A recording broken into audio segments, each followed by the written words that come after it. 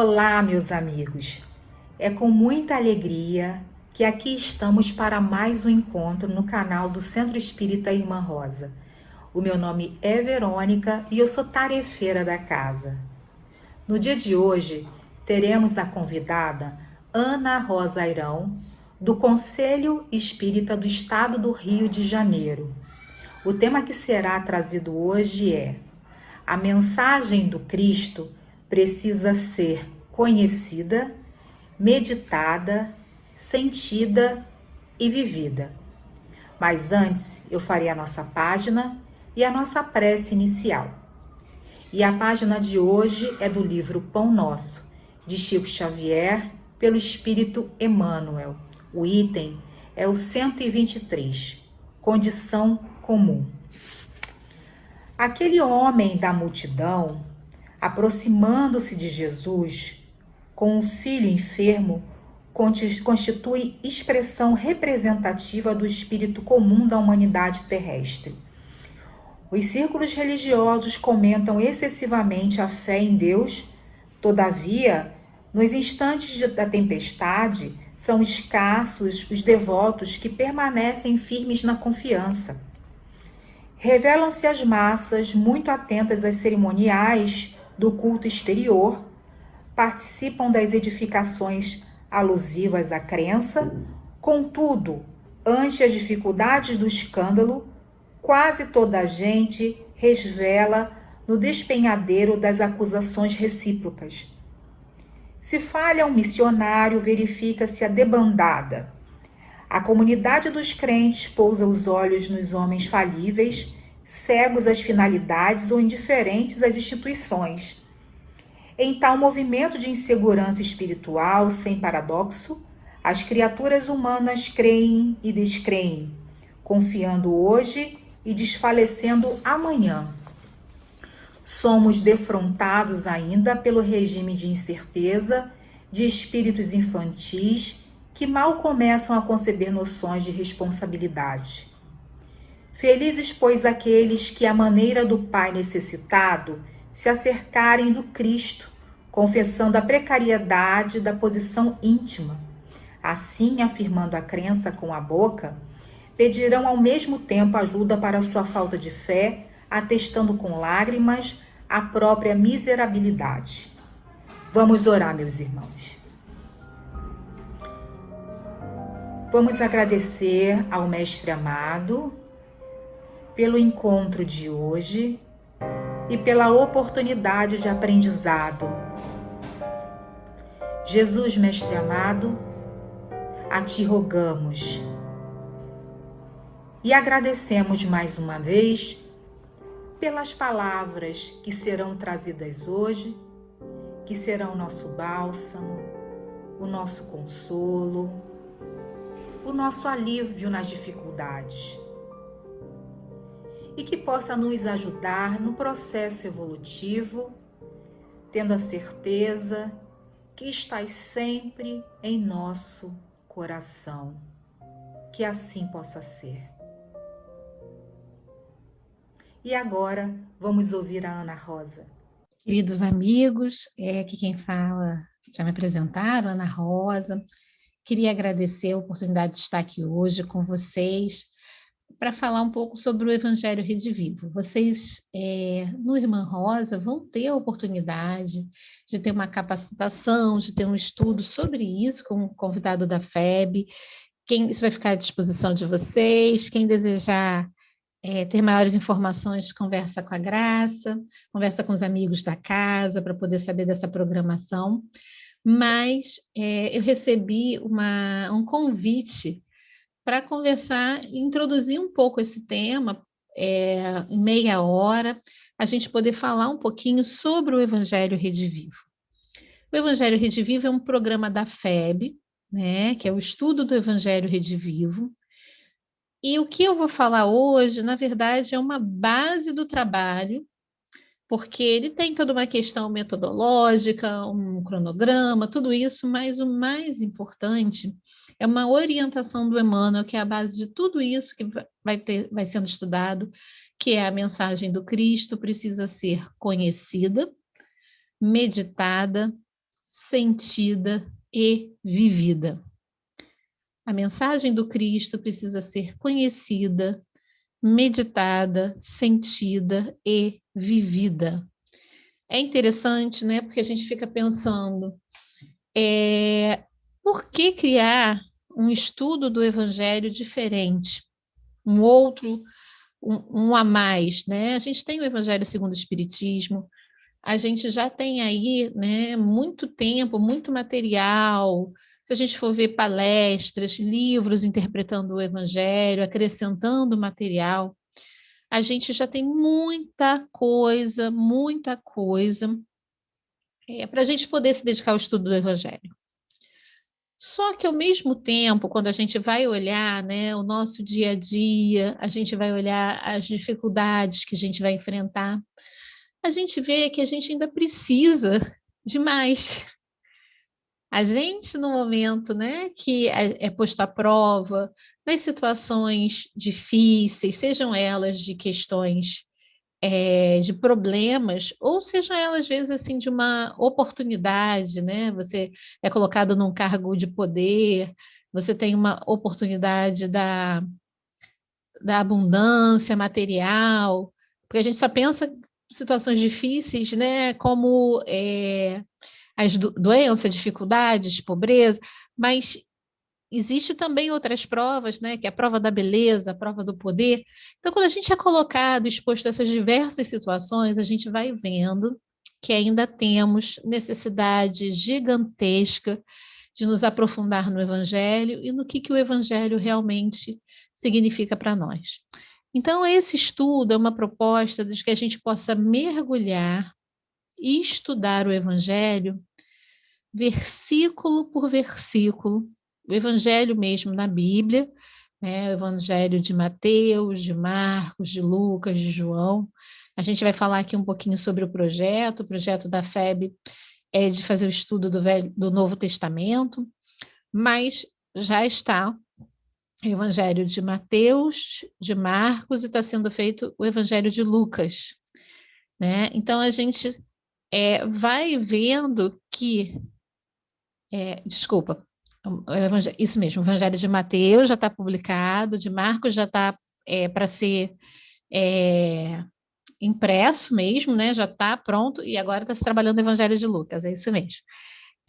Mas a gente vê que, às vezes, algumas palavras, alguns trechos que a gente lê, que a gente já sabe até de cor, mas que a gente, quando a gente vai parar, vai estudar, vai se aprofundar, a gente vê que deixou passar tanta coisa, tanta coisa. Fico pensando assim, numa imagem muito simples, que se vocês me permitem, eu vou usar aqui com vocês. É quando a gente, assim, às vezes vai chupar uma laranja e a pessoa dá, a criança, né, às vezes você dá a laranja, a criança dá aquela mordidinha, tira o caldinho ali só daquele pedacinho. E quando a laranja inteira está ali cheia de suco ainda, cheia de caldo, e a criança assim deu uma mordidinha, puxou um pouquinho e entrega. Então é como se a gente fosse ainda essas crianças, né? Que precisa se aprofundar, que precisa mastigar, que precisa descascar mais, que precisa tomar ali o sumo mesmo, para que possa efetivamente se fortalecer. Então, esse estudo da FEB tem essa proposta, baseada principalmente nessa proposta de Emmanuel, e é sobre isso que eu queria conversar um pouquinho mais com vocês hoje. Eu vou compartilhar aqui um vídeo com vocês. Desculpe.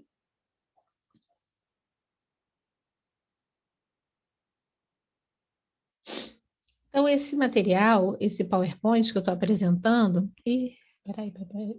Esse PowerPoint que eu estou apresentando é um PowerPoint que foi trazido pela Marta Antunes e pelo Carlos Campetti. Foi apresentado no CERJ, Conselho Espírita do Estado do Rio de Janeiro, em março de 2021. E eu fiz um resumo, né, com esse foco no que me foi pedido para essa palestra de hoje, para essa nossa conversa, para a gente poder trazer esse material aqui para vocês do Irmã Rosa. Quem desejar assistir esse material completo, esse estudo completo, ele está lá na TV CERJ, tá bom? Então, a gente falar um pouquinho sobre o Evangelho, né? O Evangelho Redivivo.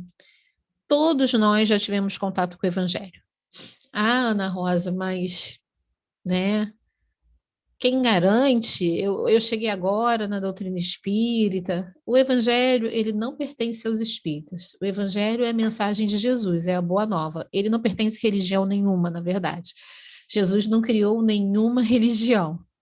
Jesus veio e trouxe a boa nova. E nós, né, espíritos encarnados, eu falo nós porque nós somos os mesmos daquela época. A gente também estava lá naquela época, estamos aqui hoje, vamos estar em outros movimentos religiosos, né, no futuro. Nós nos apropriamos da mensagem de Jesus e a sectarizamos, dividimos em religiões, introduzimos coisas, né? A gente vai vendo que as grandes religiões cristãs, elas foram introduzindo mudanças na tradução, pontos de vista, palavras que não tinham, retiraram pedaços da Bíblia. Então, com o passar do tempo, essa mensagem de Jesus, ela foi ficando deturpada, foi ficando tendo modificações. A essência, que é o amai-vos uns aos outros como eu vos amei, perdoai 70 vezes 7, e de pregar, a essência do que Jesus fala, ela ficou, porque o exemplo dele foi de uma força tão grande que mesmo com todas essas intromissões que nós fizemos, né? Volta a falar, nós por quê? Porque nós já reencarnamos, mas a gente está convivendo com isso, né? Com essas mudanças que as religiões vêm fazendo nas falas de Jesus há muitos séculos. Mas não foi o suficiente, graças a Deus, para apagar o brilho do consolo. Mas dificulta demais que as pessoas possam entender, que as pessoas possam mergulhar. Ficam coisas contraditórias, interpretações que são interpretações, às vezes, materialistas do que Jesus disse e deturpam, né, a beleza do Evangelho para colocar apenas a serviço de questões materiais. Então, isso tudo a gente vê nas religiões acontecendo. Mas, independente disso, há 2000 anos, né, quase 2000 anos, o Evangelho está aí. O Evangelho, o Novo Testamento, né, a gente tem a história de Jesus escrita por Mateus, Marcos, Lucas e João.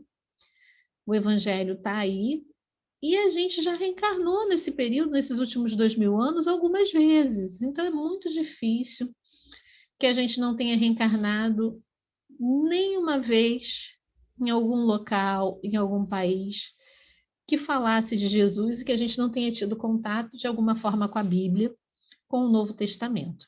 Então, todos nós temos alguma história já com o Evangelho.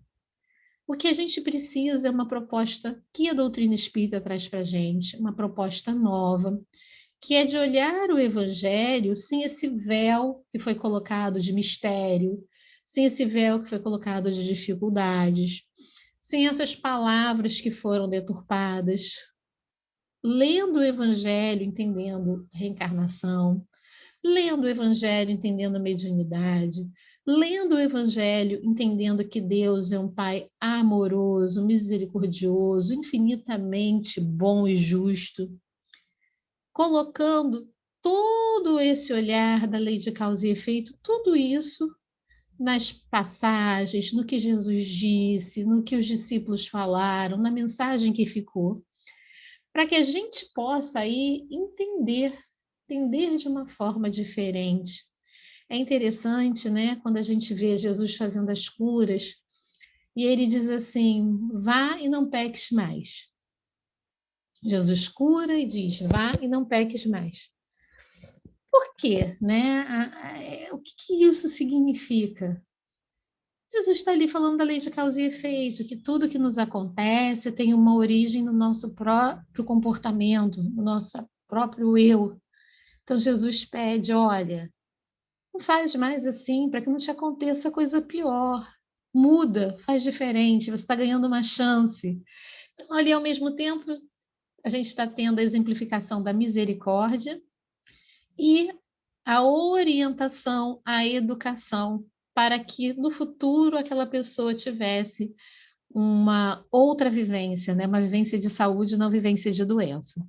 Então, essas coisas, assim, quando a gente só olha sob a ótica de uma vida, a gente diz assim, então nessa vida eu vou fazer tudo direitinho, não vou ter problema nenhum. Mas quando a gente olha na ótica da reencarnação, a gente sabe que hoje a gente está dando conta de questões, de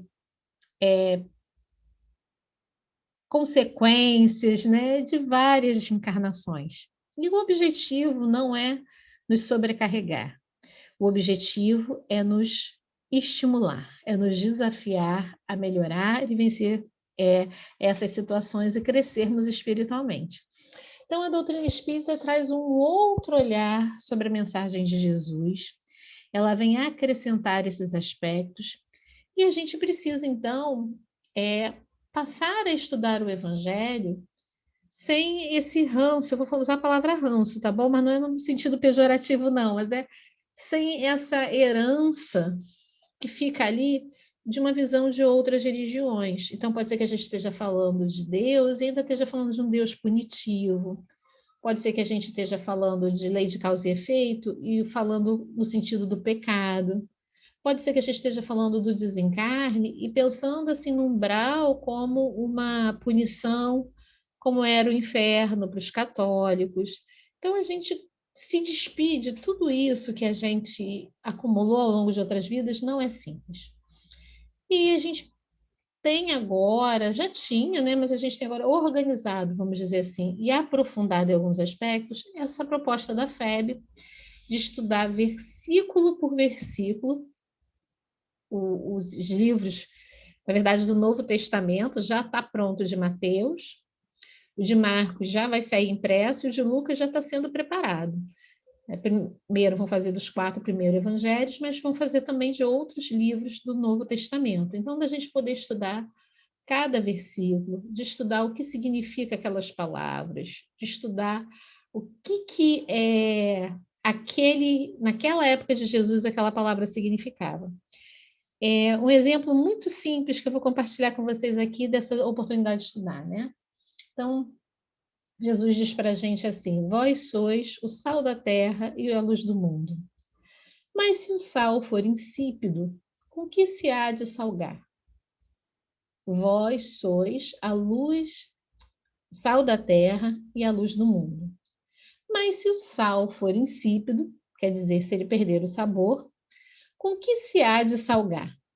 E eu me questionei bastante, tá? Vou ser bem sincera com vocês. Eu parei e pensei, gente, eu nunca vi o sal perder o sabor. Nunca vi o sal perder o sabor. O sal da cozinha de vocês já aconteceu? De vocês um dia pegarem um saleiro e o sal não está salgado? Comigo nunca aconteceu. Aí eu disse assim, por que Jesus usou esse exemplo? Na época de Jesus, o sal perdia o sabor? Como é que é isso? Foi só uma figura mesmo? E aí, estudando, né, com essa metodologia da FEB, a gente entende porque era um exemplo muito palpável para as pessoas ali da Palestina. O sal que eles usavam ali na Palestina era o sal que vinha do Mar Morto. Então, eles dizem, os historiadores, né, os químicos falam assim, que não era um sal de alta qualidade. Por quê? Porque ele vinha misturado com outros elementos químicos, outros sais. Então, por exemplo, o sal de cozinha que a gente usa é o cloreto de sódio, mas ali também tinha sal de magnésio. E quando o cloreto de sódio se diluía por qualquer motivo, ficavam os outros sais ali, só que aquilo dali não salga. Então, naquela época, existia realmente eles pegando o sal do Mar Morto. Por quê? Porque era fácil, ficava tão salgado o Mar Morto, ficava as pilhas de sal ali. Eles só precisavam ir ali na beira e pegar. Então, aquele sal, ele, em alguns momentos, se não fosse acondicionado de forma boa, corria o risco dele de perder o cloreto de sódio, ficar um pó, mas aquele pó que sobrou ser de outras substâncias que estavam misturadas e o sal não servia para salgar a comida. Olhem que coisa. Então, o exemplo que Jesus usou, vós sois o sal da terra, se o sal for insípido, com que se há de salgar? Era um exemplo do dia a dia daquelas pessoas. Com absoluta certeza, quem ouviu isso entendeu, realmente, se o sal não funcionar, quando o sal não funciona, a gente não consegue. O sal tinha função de conservante, o sal tinha a função de de dar sabor aos alimentos. E o sal, desde o Velho Testamento, ou seja, desde épocas bem antigas para os judeus, ele também tem um simbolismo de fazer uma aliança, de fazer criar um vínculo. Então imaginem vocês, né? O sal, ele cria um vínculo, ele cria uma aliança com Deus, né? No Velho Testamento, em vários momentos se fala da aliança com Jeová, com Deus, e essa aliança, ela fazia parte dela, né, o sal nas oferendas, nos sacrifícios do templo, coisa do Velho Testamento. Mas esse sal tem um simbolismo também de aliança com Deus. Então, nós somos aqueles, né? Vós sois o sal da terra, quando a gente se sente assim, nós somos aqueles que estamos de mãos dadas com Deus, que nos vinculamos a Deus, a proposta de renovação, de melhora, de levar o bem ao próximo. Imagina se a gente, então, é insípido, se a gente perde a nossa função, se a gente perde o sabor, se a gente fica desorientado. Como é que vai ser isso na nossa vida e na vida dos que precisavam desse sabor para a vida deles também? Então, isso eu aprendi onde? Aprendi estudando nessa metodologia. Apesar de tantos anos de espiritismo, eu nunca tinha me aprofundado desse jeito. Então, hoje, quando eu escuto Voz do Céu da Terra, isso para mim tem um gostinho de aliança com Deus, de me vincular com o Pai. Isso tem um gostinho de levar essa presença de Deus às pessoas que estão próximas a mim. Levar esse sabor, né, que o Espiritismo traz para a nossa vida, de outra maneira de ver a realidade para as pessoas que estão ao meu redor, independente de eu estar falando na tribuna espírita ou não. É um processo, né? Ninguém aqui está pronto, todos nós estamos caminhando, mas me dá uma outra perspectiva dessa frase de Jesus. E é essa proposta que Emmanuel trouxe, é essa proposta desse estudo, o Evangelho Redivivo da Federação Espírita Brasileira. Só para se ter uma ideia, né, do que vem sendo feito, como é que a FEB vem estudando isso. Então, a gente tem aqui, né, o foco de Jesus, o modelo e guia da humanidade, para esse estudo. Ele vem sendo trabalhado em capacitações, mas eu queria destacar com vocês, em 2017, quando Divaldo Franco informa que o supervisor e orientador do Evangelho Redivivo é Francisco Leite de Bittencourt Sampaio. Não vou falar aqui muito dele, mas ele é um espírito espírita, né, que deu grandes contribuições, né, no plural, para o trabalho da Federação Espírita Brasileira lá no início, e um espírito considerado de uma evolução, de uma conexão muito próxima com Jesus.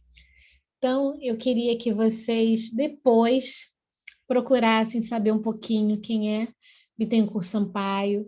Ele tem livros, né, publicados quando ainda encarnado, falando sobre as reflexões sobre o Evangelho, para a gente entender também um pouquinho desse olhar. Então, é como se Jesus tivesse delegado a alguém que já tem uma conexão com ele, com certeza não foi dessa última encarnação, já é um espírito que algumas vidas vem trabalhando no Evangelho e que agora, depois de desencarnado, ainda continua trabalhando arduamente para que a mensagem de Jesus seja conhecida, meditada, sentida e vivida, como nos pede Emmanuel. Então, existe um programa, para vocês terem uma ideia, né? Qual é a proposta da FEB? Existe já o livro 1 e o livro 2 já estão disponíveis para baixar gratuitamente em PDF lá no site da FEB. Se vocês desejarem, também pode pedir entrega o livro físico, mas independente, né, dessa questão de custo, A gente pode ter acesso gratuitamente ao PDF, e o livro 3, que é o estudo interpretativo do Evangelho segundo Marcos, ele já está pronto, só não está ainda impresso, então ele já está sendo organizado para a editora para ficar disponível. O livro 4, que é o estudo do Evangelho segundo Lucas, ele também já está sendo trabalhado. Ele também já está sendo organizado. Então, a gente vai ter aí para os próximos anos, olha quantas coisas boas para a gente poder se dedicar, para a gente poder trabalhar. Então, aqui estão os livros, olha, esse aqui é o 1, que explica toda a metodologia, e o 2, que é todo do Evangelho segundo Mateus. Então, como é que isso funciona, né? Como é que funciona o Evangelho Redivivo? Então, a gente pensar assim, primeiro, né? A doutrina espírita, ela vem para nos trazer um outro olhar, né?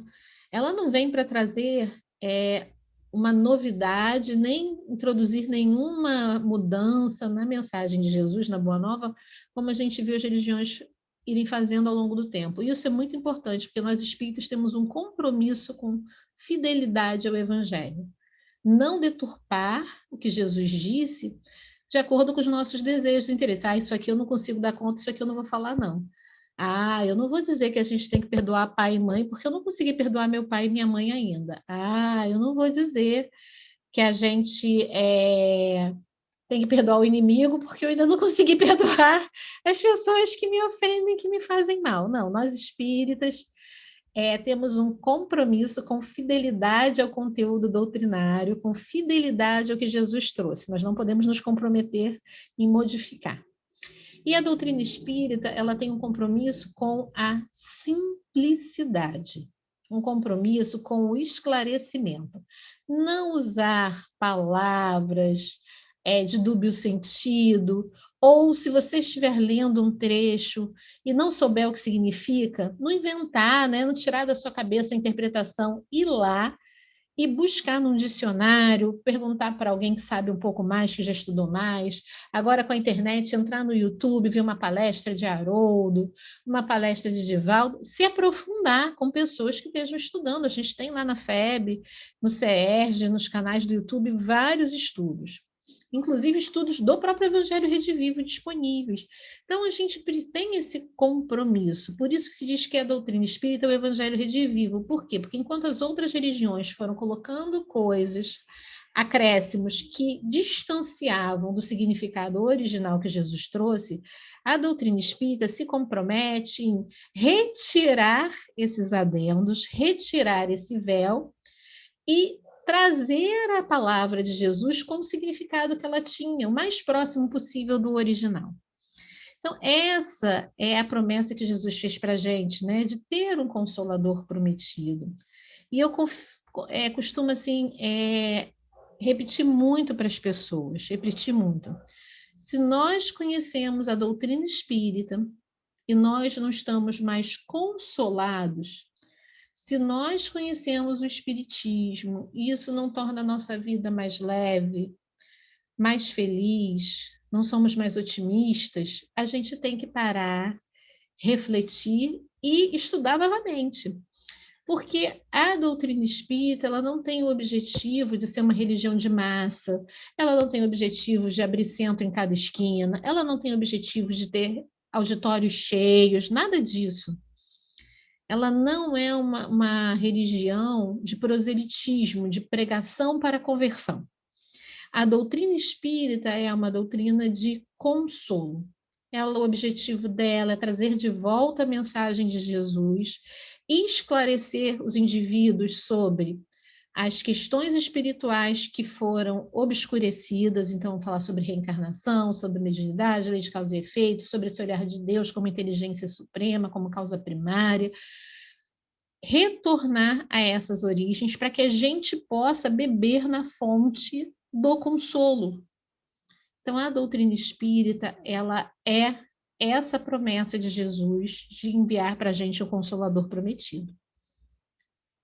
E a gente vai ver, né, quando Jesus fala: se me amais, observais os meus mandamentos, e eu vos jogarei ao Pai, e ele vos dará outro Paráclito, que convosco permaneça para sempre, o Espírito da verdade, que o mundo não pode acolher, porque não vê nem conhece. Paráclito quer dizer o consolador, aquele que está ao lado, aquele que intercede. Mas o Paráclito, o Espírito Santo que o Pai enviará em meu nome, vos ensinará tudo e vos recordará tudo o que vos disse. Então, Jesus já sabia, né, com a sua inteligência, com a sua capacidade de ver à frente, de ver o futuro, né, que as coisas seriam deturpadas, porque, como assim, se você está ensinando algo para crianças muito pequenas, você imagina, você vai lá e traz um ensino altamente filosófico para crianças muito pequenas, por mais que você tente organizar aquilo numa linguagem adequada para elas, acaba que você sabe que alguma coisa vai se perder, óbvio. Então, você sabe que mais à frente, conforme elas crescerem mais um pouco, aquilo vai poder ser repetido e elas vão poder aprofundar. Então, é como se há 2000 anos atrás a humanidade estivesse num estágio espiritual, e agora, né, depois que se passa quase 2000 anos, a humanidade tem a oportunidade de aprofundar e de olhar de novo aquelas mensagens, né, aquelas frases, aquelas experiências, aqueles exemplos que Jesus deixou. E aí chega a doutrina espírita para nos ajudar. Então, o Espiritismo realiza o que Jesus disse do Consolador prometido, o conhecimento das coisas, fazendo que o homem saiba de onde vem, para onde vai, por que está na Terra. É um chamamento aos verdadeiros princípios da lei de Deus e consolação pela fé e pela esperança. Então, nós que estamos mergulhados na doutrina espírita, nós temos que nos sentir mais consolados, temos que estar fortalecidos na nossa fé, temos que ter esperança. Vamos ser perfeitos, Ana Rosa? Não. Um dia. Mas a gente tem que dar o primeiro passo hoje em caminho a essa perfeição. E está chegando ao finalzinho do meu tempo, eu queria destacar essa orientação de Emmanuel para vocês. A mensagem do Cristo precisa ser conhecida, meditada, sentida e vivida. Isso está em Renúncia, que eu recomendo que todos que estão aqui ouvindo leiam. É um dos livros mais fantásticos de Emmanuel, que mostra Alcione, um espírito já que vivia em outras esferas. Ela vivia em outra estrela, né? Não vivia mais na Terra. Pede para reencarnar, para resgatar um amor, né? Um amor que ela tinha, para que ele possa trilhar o caminho do bem. Então, quando ela vai reencarnar, os espíritos dizem para ela: olha, mas cuidado, não quer dizer que você vai estar isenta de riscos, isenta de errar. Corre o risco de você também se comprometer de alguma forma.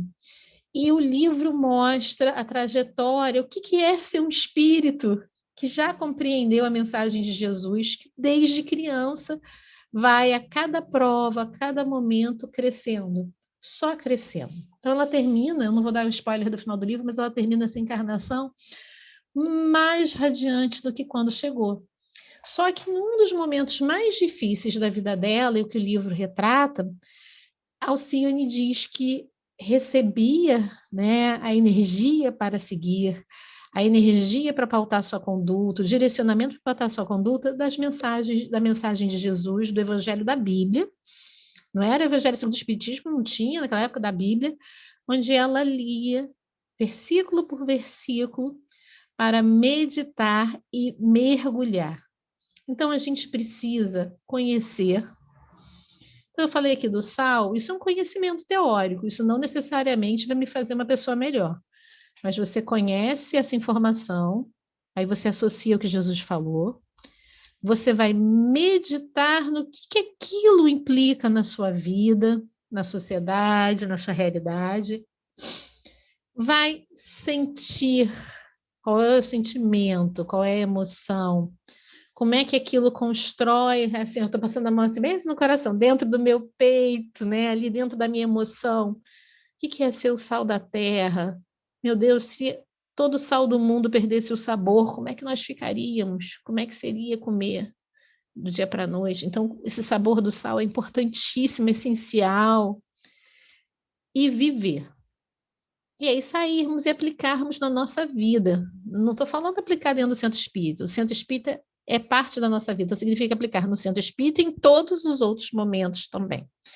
E é isso que vai fazer com que a gente possa alcançar um patamar diferente nessa vida, não estou falando para o futuro, um patamar diferente nessa vida de integração com Jesus, de conexão com Jesus, com esse evangelho que é luz, nosso caminho. E aí a gente poder ver numa situação X ou Y, onde a gente no passado teria uma conduta e agora a gente consegue ter uma conduta pacificadora, uma conduta acolhedora, uma conduta amorosa, uma conduta de perdão. É isso que a gente quer para essa encarnação, não é para a próxima. Nessa encarnação, nós queremos mergulhar na mensagem de Jesus, mergulhar no consolo e na esperança que a doutrina espírita proporciona e podermos usufruir dessa paz, dessa fortaleza interior hoje, no meio da pandemia, no meio de tudo isso, usufruir disso hoje. Não existe mágica, não vamos deixar de ter nossas questões, não vamos deixar de passar pelo sofrimento, mas quando a gente olha lá a experiência, por isso que eu acho que é muito importante ler o livro, porque ela não está falando da teoria, ela está falando do que ela vive. É no Evangelho que ela bebe para suportar coisas que nós não aguentaríamos um décimo, um centésimo. Então eu recomendo que vocês leiam o livro para vocês entenderem a grandeza dessa afirmação. E pergunto a vocês, né, quem aqui não deseja mergulhar nessa paz, mergulhar nessa luz que o Evangelho traz e ver de outro patamar e ter outro olhar sobre a sua realidade e poder efetivamente modificá-la. Eu vou encerrando, né, por aqui. A gente tem muito ainda a estudar. O objetivo não é que a gente se perca, né, o Evangelho Redivivo em teorias, em leituras, pelo contrário, o objetivo é que a gente possa se aprofundar sim, mas trazer esse aprofundamento para uma vida prática, para o nosso dia a dia. Pessoas já conseguiram fazer isso independente desse estudo, claro, né? O Evangelho está aí há 2000 anos, então já existem pessoas que já fazem na sua vida isso, mas para aquelas pessoas que precisam de uma ajuda, talvez não tenham esse tempo de fazer a pesquisa, não tenham esse tempo de se dedicar como gostariam, a FEB está oportunizando esse material. E os espíritos superiores, através de Bittencourt Sampaio, estão trabalhando bastante para que isso se materialize. Então, eu acho que, no mínimo, a gente precisa dar para a gente o presente de ter contato e ver, né, o que isso pode trazer para mim de diferente. Que maneira diferente é essa de organizar o pensamento que talvez a gente já traga, conhecimento que a gente já traga de outras vidas. Agradeço mais uma vez a oportunidade de estar aqui com vocês. Desejo que vocês possam mergulhar nesse Evangelho, que a gente possa alimentar nossas almas, nossos corações de Jesus, porque é isso que nós precisamos. Muita paz. Vamos fazer a nossa prece de encerramento. Querido Jesus, amigo de todas as horas, agradecemos essa equipe espiritual de Bittencourt Sampaio pela oportunidade do Evangelho, pela oportunidade de estudar com mais profundidade.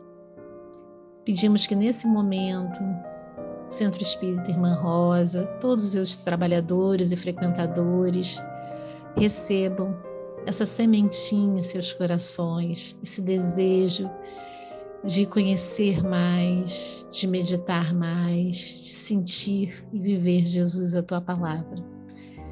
Todos nós do CERJ, as casas espíritas de todo o estado, possamos receber também essa semente e vermos no futuro a sombra, né, da árvore frondosa do Evangelho, onde nós vamos poder descansar, nos refrescar, nos alimentar. Nos momentos difíceis estaremos ali. Muita gratidão, Jesus, muito obrigada.